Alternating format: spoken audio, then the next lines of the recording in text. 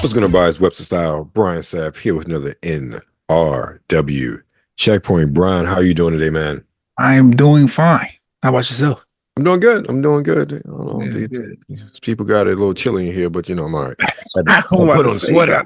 got a sweater on today. Rogers joint on. Okay. But let's get into some games. This is an interesting week, and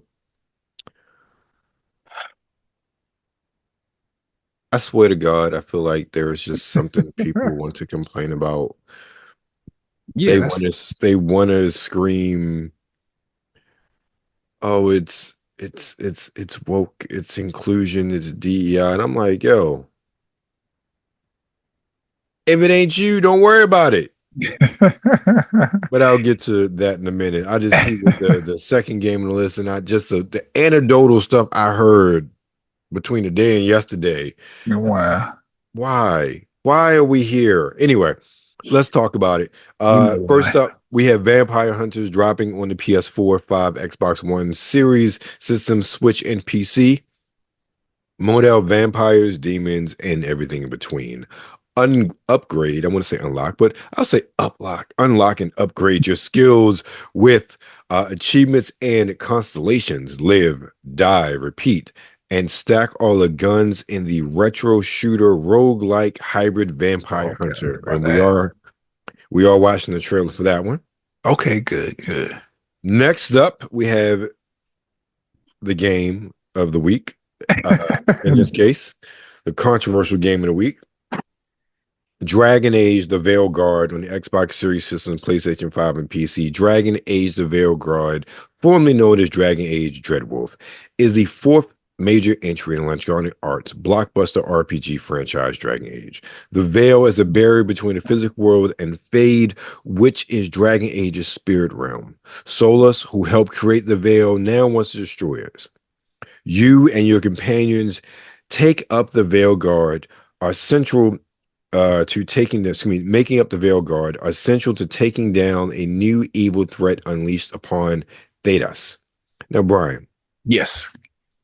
We have championed just in the past 2 years or so that we've been talking, when we have seen games that have a very robust player creation system. Right. Now, I haven't heard too much about Dragon Age: The Veilguard, but what I have heard is that there are people claiming, the new slur of DEI. Right. DEI is too woke. And the specific reason I heard, and there may be others, was that you get to choose a character, create a character, and have them identify as transgender. Okay. I heard that and I said, are you kidding me? You're getting your panties in a bunch. You're raging online because someone out there who is trans, who's whatever they are, right, who can play a video game and make themselves or a character like themselves in the video game. I don't understand the backlash. You may not agree with people's life choice. You may not even think that is something that should exist. Okay. Right. That's your belief. That is, and you conduct your life accordingly. Right. Stop dictating what others should think and feel because you don't agree with it or think that is the proper choice for one's life. Right. And in this case, I just think of how long have we wanted and clamored just for robust character creation to get different shades of black, different types of hair texture for black right. people. Like, how long did it take for us to get there for me to get somebody be able to, even as a light-skinned black guy, to make a character that looks like me that doesn't look Asianish or doesn't look white. Okay. Have that proper shade and the proper hair texture. Right. Even when yourself somebody with dreads, how long did it take to get character creation where, dreads was pretty much a mainstay like it took a while to be able to get to the point where you can create a character that represented you so you could be fully immersed in the game. Right. And the fact that now we're at this point where Yeah, you're taking. First of all, it's a fantasy game for God's sakes. It's not even. Exactly. Let's start there. It's not look. real, guys. It's not real. It's really not real. It's like you're talking about fairies and elves and everything. Hell, Right. why would there be creatures who are in between both? I mean, like this is the most ridiculous thing. I swear, I swear we are moving more and more every year, especially with the political climate, toward idiocracy. Like straight up, like this is what we are moving to, and this sort of stupid nonsense with regards to where people feel as though they need to put their energy in outrage. Okay, you can choose to be trans in a video game. Now, like, whose business is that? Right.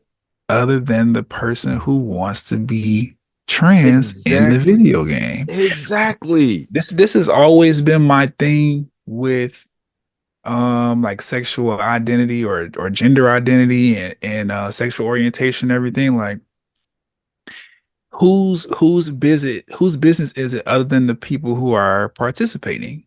Exactly. So if you consider yourself to be a heterosexual man, why do you care about what a homosexual woman has going on in her life? Like, if you, I always tell people, if you're not interested in sleeping with me, like if you're not interested in being intimate with me, don't worry about who I'm interested in being intimate with.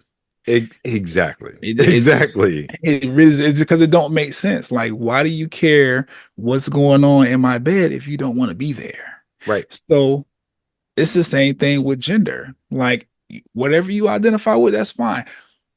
Why do you care unless you want to partake in whatever the other person's gender is who is expressing themselves? And on top of that, what does it take away from you to just acknowledge that this is how this person feels about themselves and just go accordingly? If Webster Style get on this camera tomorrow and like says, hey, I want to be referred to as a giraffe, I'm not gonna be like, oh, why would you do that? That's disrespectful to the giraffes. That's disrespectful to men. Right? Well, you're not supposed to be. I'm not gonna give. Okay, you're a giraffe. Fine. Let's talk about it for a second. In games like this, you can make yourself to be like elves, orcs, whatever. So making a character that's a trans man and trans woman is out of the realm of possibility in a game like Dragon Age. Right. Everything is mystical and fancy. Right. And then for that, there are all these conspiracies. There's like, oh, they held off on the release. They didn't, like, I saw some rumblings like, oh, certain people didn't get review copies last week or something like that. I'm like, look, I was busy this past weekend. So I'm like, I wasn't into that crap. But coming back and watching stuff yesterday, I'm like, man, y'all need to get a life. Like straight up. Y'all need to really get a life. It's weird. It's very weird. I'm always just gonna be perplexed by it. I understand why these things exist. I just don't understand why people go along with them. Like I understand why transphobia, phobia, homophobia. I understand why all these phobias around people's personal choices exist. I just don't understand why people continue to go along with it when they know it's not really affecting them like that. Like it doesn't do anything to you. And then on top of that, all this shit is made up anyway. If somebody go back in time right now and say, you know what, men are gonna be turtles and girls are gonna be, pigs, then you're gonna either be a turtle or a pig or eat something else, a snake in between. I don't know. Right. It's just like we get so caught up on stupid things just because, oh, this is how it's been, or this is the structure that other people who have no idea what you got going on in your life have laid out. And it's like, it don't have to be like that. If you don't want to identify as a man or a woman or whatever, it don't matter. Like you could it like all of this is words at the end of the day. How do you feel about yourself? Are you happy with your life? Can you do what you want to do? That's really all that matters. Yeah. But I don't know. This is a conversation. Yes. This is but this is just, the more I think about it, it's a video game and it's a video game set in a fantasy realm. Mm-hmm. And you really choose to start an issue, go with the woke conspiracy theories over this. And Elton, Wesley, you're saying that, and I completely agree. And what's even more like mind-boggling to me, this is not the first game where you could do something like that. Can you do it in Baldur's Gate? I'm not sure. I haven't played I know Baldur's they had Gate like a yet. gay subtext or whatnot. Like the characters Okay. would be gay in that too. If not But trans, I'm thinking but about Cyberpunk oh specifically, yeah, that's right.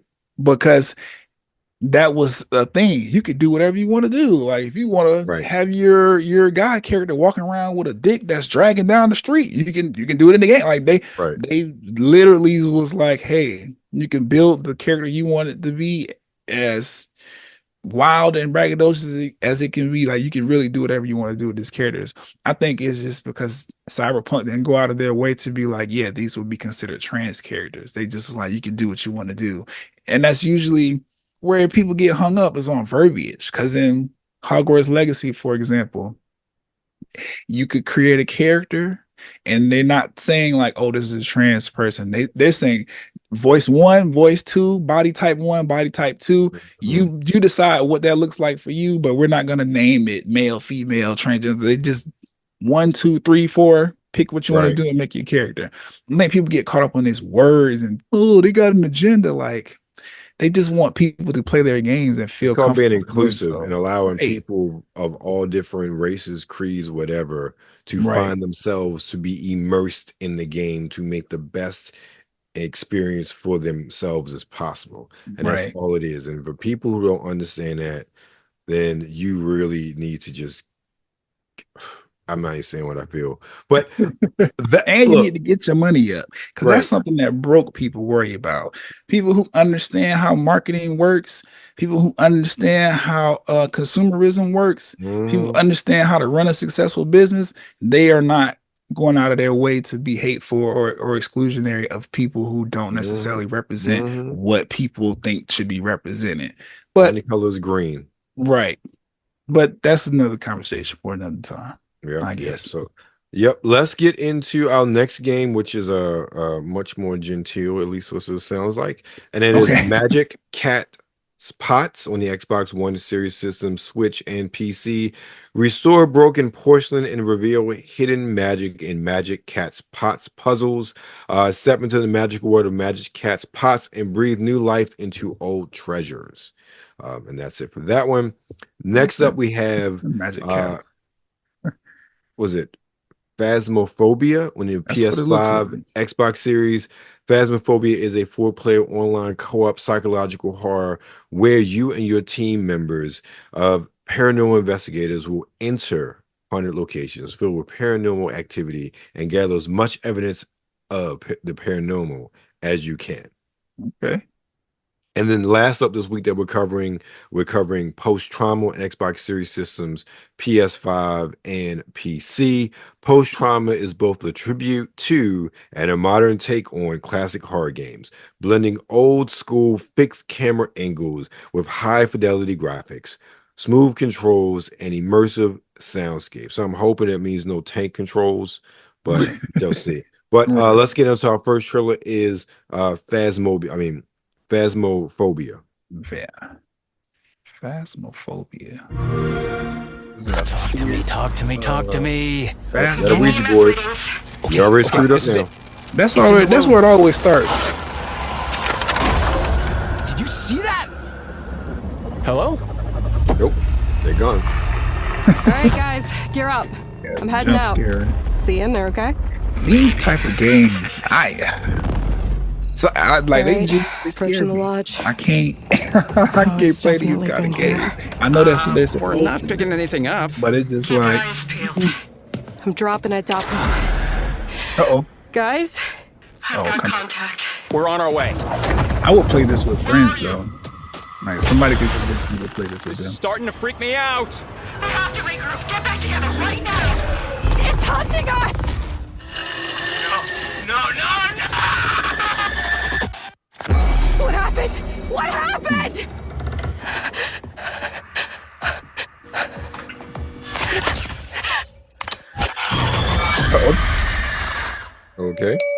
Right.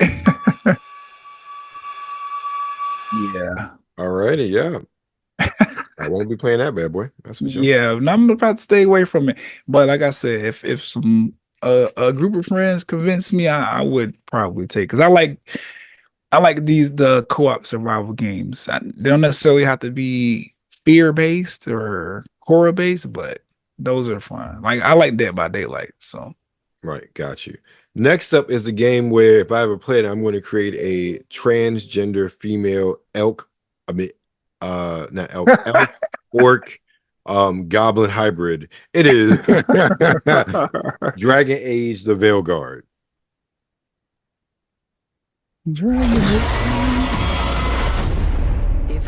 I had no idea like Dragon Age was on its like fourth game. Me either. For some reason. It's been so long since the last one though. Okay, so that's what I forget. Yeah. Two ancient elven gods. They were horrific tyrants. The worst is still coming. I feel like this is a game I would like to play for some reason. Unless we stop them. Well, if I think about it, we got two on like the 360 PlayStation 3 era. Okay. One last gen. So this will be I think this is the first one for this gen. I think. The dead. I mean, that sounds right. More easily than they should.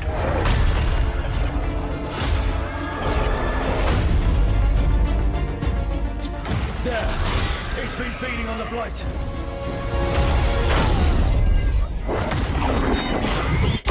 Yeah, see, this look like my alley, like right up what I like. On dangerous mighty day. The gods, I can feel their corruption. Do you know if this game is like a continuing story, or like is each game has its own? I think they're all self-contained. I think. Okay. You're the only force that can stop this. But not if they burn your castle to the ground. I might want to play this. It look good so far.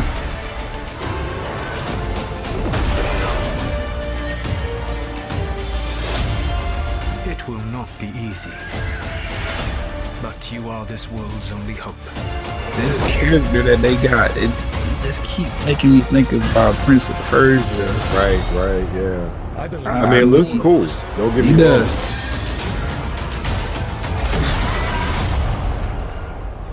Okay. All right. Yeah, this is the first Dragon Age game in 10 years. Oh, damn. Okay. Like the last one came out was your Dragon Age Inquisition. So that was cross-platform at the time. So that was 360, PS3, Xbox One, and PlayStation 4. Damn. So it's been 10 years since Dragon Age came out. That's ridiculous. Okay. And you know what, and not to get on this so much, but you know, we talk about not just but like so many gamers and people talk about games online, talk about like that 360 PS3 era, how we got like multiple versions or multiple sequels of a series. Right. I mean, Dragon Age came out in 2009. Okay. Then we got Dragon Age Origins, then we got Dragon Age 2 in 2011, then Dragon Age Inquisition in 2014. We got 3 Dragon Age games in the span of 3 years. Oh, yeah. They needed this. This is our first one in 10. Okay. That right there is an issue with game development. The fact that it's taking so long for these games to get made means they cost even more money. Mm-hmm. It's so much of a high risk, high reward instead of making a and I think I have like 2 of these games via Xbox Live Gold. So I have them. Have I played them? No. Time. But the fact that it's 10 years in between sequels, that's not a good look. That's not a good look for retaining your fan base. Right. Let's think about it. Now I will give grace for like COVID, you know, because I think that slowed up a lot. But still, that's you right though. Even with that though, man. I look looking at maybe 7 years then. Yeah, that's still on time. Yeah. That's you literally skipped a generation. Yeah, because that last game came out on the transition period. You skipped a whole generation.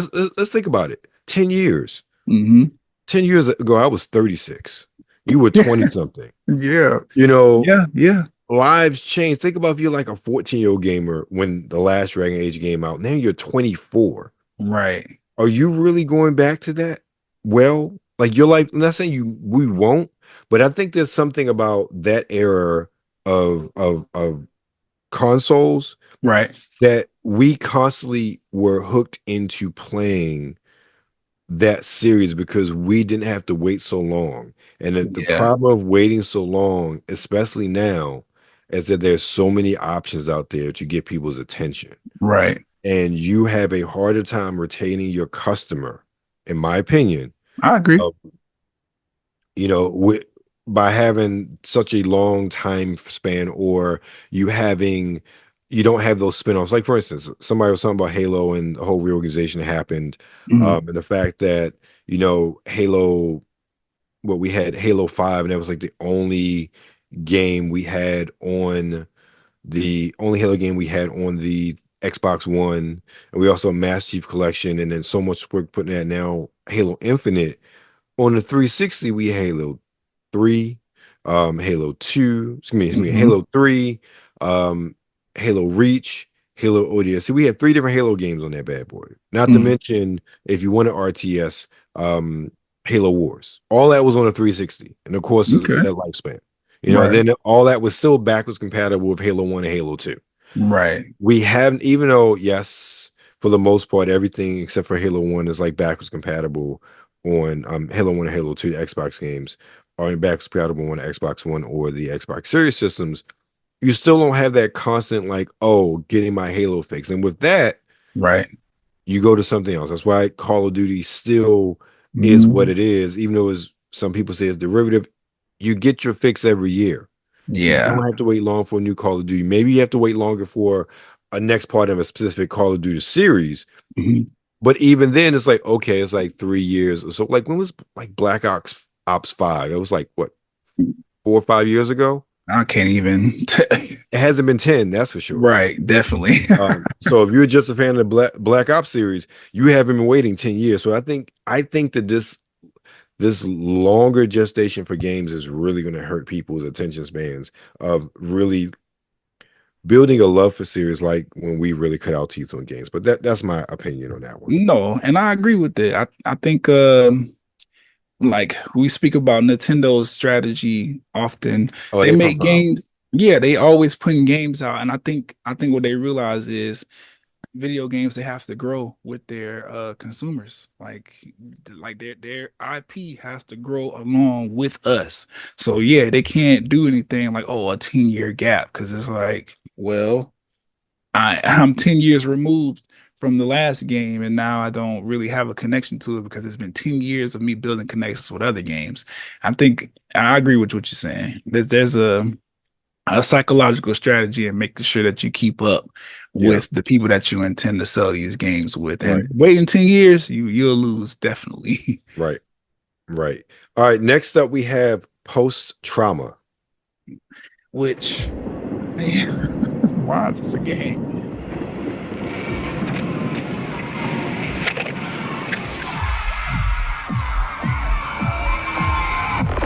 Hello? Where is this?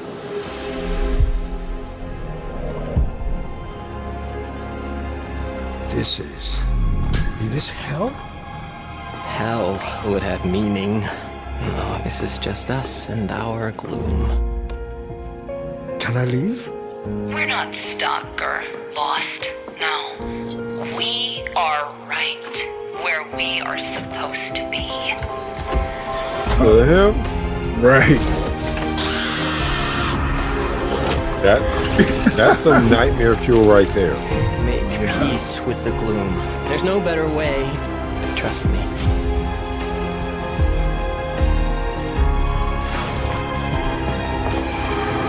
You think you can escape what you've done? I think I can try.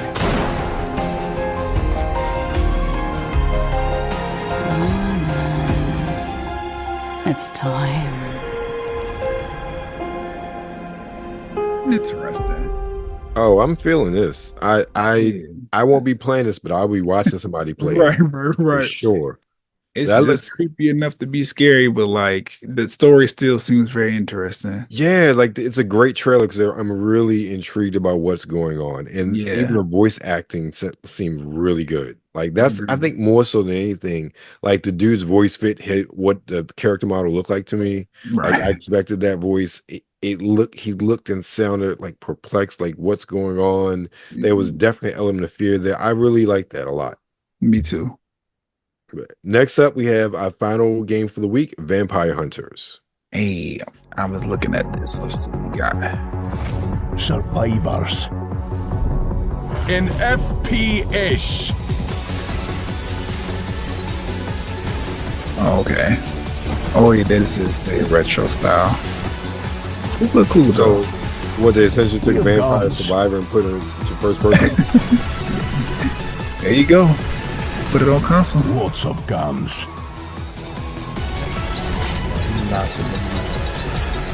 Unlock and upgrade.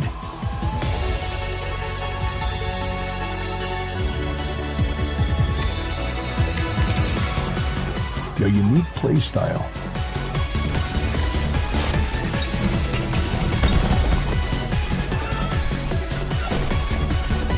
And survive the mayhem.